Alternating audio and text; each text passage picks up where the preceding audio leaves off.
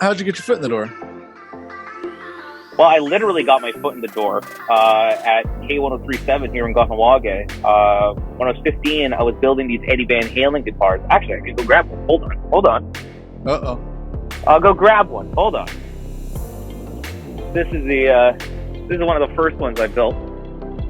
This is the 5150. Oh, the 5150. I got it right there. Where is it? Yeah, right behind you, right? Right there. So that was the first one I built, and I knew Lance was a big fan of Van Halen. So I went to K103, and I just called him up at the radio station. I was like, hey, I know you're a big Van Halen fan. I built this Eddie Van Halen tribute guitar. You want to check it out? He's like, yeah, come on by.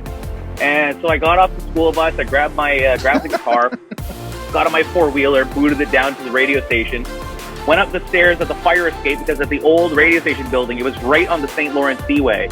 And they had a back porch, which was the fire escape, but everybody would go there to smoke and like hang out, whatever. And it was like this big metal fire escape. And you go up, and the door led right into the studio. So I go up the stairs, I bang on the door. I'm like, hey, it's Jeremy.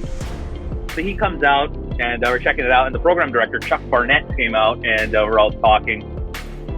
And Abigail Jacobs, who was the afternoon host at the time, she came out and reminded Lance, saying like, hey, don't forget tomorrow you're filling in for me, I'm off. And I joked and said, I'm like, hey, what if I come in and, hang out and check out this whole radio thing? And Lance and Chuck were like, yeah, sure, come on by, come in after school. So I went in after school, I got off the school bus there, and I collected the traffic report for Lance.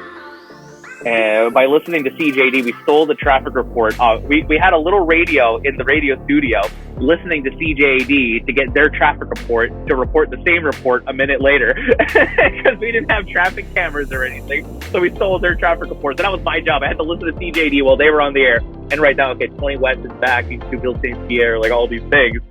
And so that was my job. And I just kept going back through that summer. And the funny thing is that Ted Bird, who I grew up listening to on Shome, was working at K1037 now on the morning show. So in the summertime, Lance ended up was their producer, and I was like the intern. So I spent my summer vacation interning with the morning show, like learning how to cut audio, grab clips. Like I did everything. I was their gopher. They needed coffee. I went to the frickin' cafe and got their coffee. I did it all.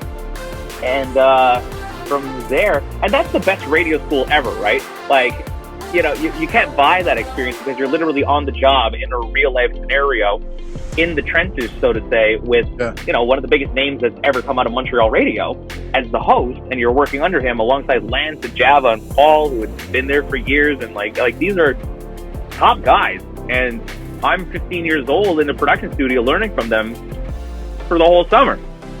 So after all my hard work, I was also pumping gas at my parents' gas station at the time. So I'd go to the radio station from like 5 till 10, and then I'd go pump gas, and then I'd try and hang out with some friends, and then that was my summer.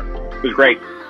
And then my favorite visual from that story is you driving to the radio station in a four-wheeler with the 5150 on your back. Yeah, that's exactly what happened. That's literally what happened. Yeah, I think I had a Razor at the time. Did I have an RZR? Yeah, I think it might have been a Razor. Better.